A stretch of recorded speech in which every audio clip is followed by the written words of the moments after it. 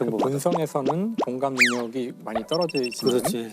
공감이 학습을 통해서 얻어질 수 있다는 뜻이 되는 건가요? 이제 그게 이제 문제입니다. 네. 공감도 두 종류가 있어요.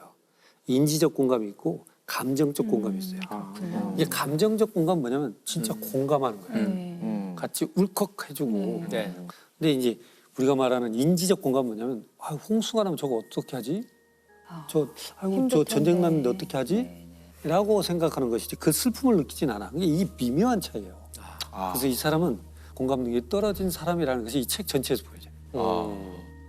자기가 해부학교실 근무를 할 때 어떤 어린아이가 소녀가 사망을 했어요. 네. 근데 부모가 울고 있는 옆에 가서 뭐라고 그러냐면 드레스가 참 이뻐요. 아이고. 드레스가 깔끔하고 이쁘니까 소녀의 죽음을 애도하는 부모 옆에서 드레스가 참 이쁘군요 이렇게 표현해요. 그러니까 죽음은 아는데 이 부모의 심정은 몰라요 나는. 그리고 가족 친척들의 장례식장에 안 가요. 부위봉투 하면 되는 거야. 내가 가서 의미는 없잖아 이렇게 생각해요. 근데 진짜 장례식을 가는 건 같이 공감해 주려고 슬픔을 나누고 애도해 주고 서로 힘 북돋아주려고 가는 건데 이 사람은 그 의미를 못 찾아요. 슬퍼서 가는 게 아니라 슬퍼해야 하겠다는 걸 알기 때문에 가는 거군요. 그러나 참 아버지가 돌아가서 슬프겠구나. 그건 이해는 해요. 머리로 말하자면, 이해하는 예. 거죠. 배워서 아는 공감이네요. 진짜. 그렇네요. 그것은 그렇죠. 그럴 수 네. 있죠. 그렇죠. 그러니까 어떻게 보면 이런 공감을 가진 사람은 공감을 하는 척은 할 수 있어요. 그래서 이 사람이 이거 쓰면서 페이지에 뭐라고 하냐면 나는 친사회적 사이코패스, 운 좋은 사이코패스 이렇게 표현을 해요. 네. 결국 뭐냐면 비록 내 공감 능력은 떨어지지만 사회 규범이 지킬 줄 알고 도덕이 무엇인지 알고 또 남한테 크게 전과를 저지르지 않은 그런 것들은 있다. 네. 그 컨트로버시가 있잖아요.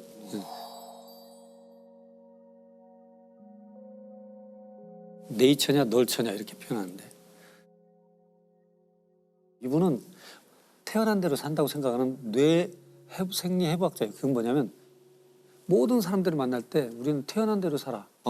그 주어진 대로 사는 것이지 환경은 중요치 않아. 바꿀 수 없어. 굳이 한다면 8대 2 정도 이렇게 하는데 다른 과학자들은 야 5대 5야. 네. 태어난 거 반절, 양육 환경이 반절이야. 늘 무지하게 싸웠는데 자기 스스로가 인정한 꼴이 됐잖아요. 그러네요. 자기 삶으로 증명했네요. 내 삶으로. 네.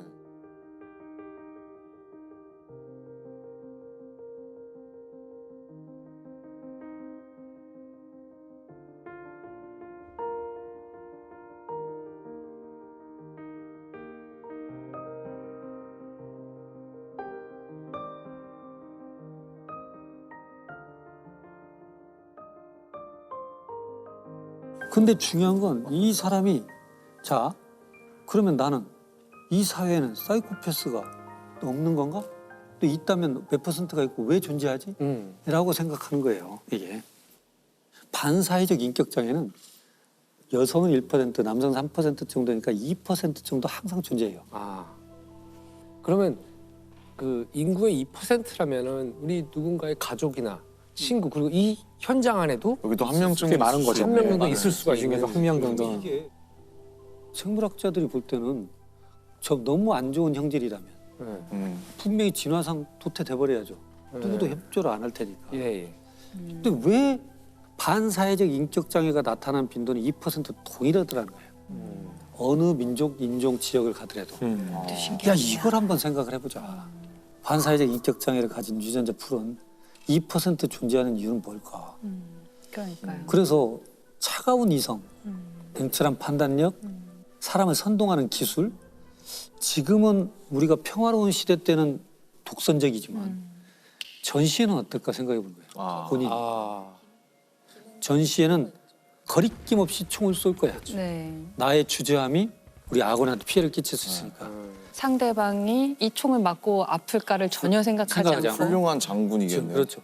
또 이 어려운 시기가 되면 어떤 거짓말을 해서라도 선동할 거야. 저 너머에 가면 우리 뭐가 있을 것이다. 끊임없이 연구해서 뭔가를 찾아내기도 하고 이랬던 것들이 있다.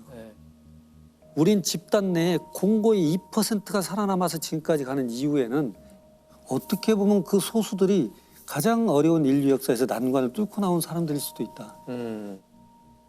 이걸 자꾸 병적이라고 보지 말고 또 그렇게 낙인 찍고 마치 이들만 이제 덜어내면 우리가 속가내듯이 이렇게만 보고 우리는 안전하다 이래서는 안 되고 여기에는 분명한 사회 환경적 요인도 있고 예. 질적 문제가 있음에도 불구하고 우리 집단 내에서 부모할지라도 그런 것을 가져가는 리더 그룹도 있을 수 있다.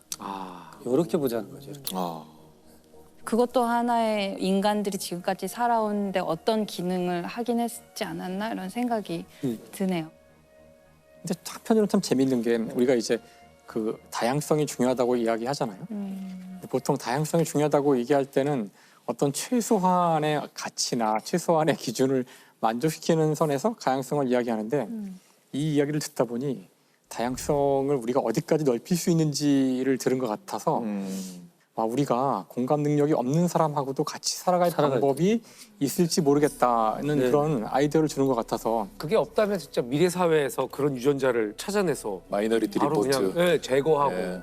사실 그 전에 우리가 이런 많은 그 차별을 하는 상황들이 역사에서 많이 있었잖아요. 네네. 예를 들어 뭐 동성애자들을 한때는 다 막 색출해 죽이거나 정상이라는 것을 정의해 놓고 이제 우리가 그러면 안 된다는 걸 알고 우리가 다양성의 범위를 넓혀서 같이 살아가고 있는데 이제 사실 공감 못하는 사람까지 같이 살 수 있을까 이런 생각을 처음에는 해봤는데 그럴지도 모른다는 이야기를 해주는 것 같아서 어떤 부모님께서 이제 자기 아이가 그런 성향이 있다는 것을 이제 어느 순간 알게 돼서 그 다음부터 이 아이한테 이 아이 맞춤형으로 세상을 가르치기를 이렇게 하면 사람들이 싫어해. 이렇게 하면 주범부터. 이 사회에서 어떤 벌을 받게 돼.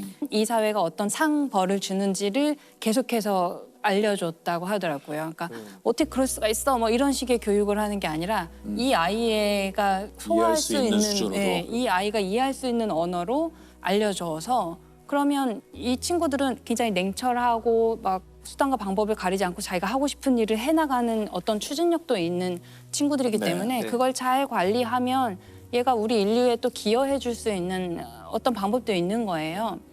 뭐 아주 오래 전부터 그 인류의 역사를 볼 때 인류는 정말 많은 존재를 괴물이라고 규정했거든요. 좀 이상한 사람, 뭐 좀 장애가 있는 사람 이런 사람들을 또 노예, 또 다른 인종, 인간 이하의 존재라고 폄하했던 존재들을 받아들이면서 인류가 이렇게 커진 것이잖아요. 그래서 저는 보면 인류의 역사는 이렇게 괴물들을 인류 안으로 계속해서 편입시키면서 이해해온 역사다. 이렇게 볼 때 지금도 우리가 어떤 존재들을 저건 괴물이거나 아니면 도저히 이해할 수 없는 어떤 존재라고 말하지만 그것도 다 한시적일 거라고 생각하고요. 네네. 결국 우리는 그것들을 이해하게 될 것이고 어떻게 다루게 될지를 우리가 배우게 될 것이고 저분 같은 경우가 그런 노력의 어떤 단초를 보여주신 거죠. 자기를 드러냄으로써 네. 우리가 조금이라도 저런 사람들을 이해하고 그들과 공존하는 법을 아마 찾아낼 것 같아요. 과학의 힘으로 네. 네. 과학과 공감 능력이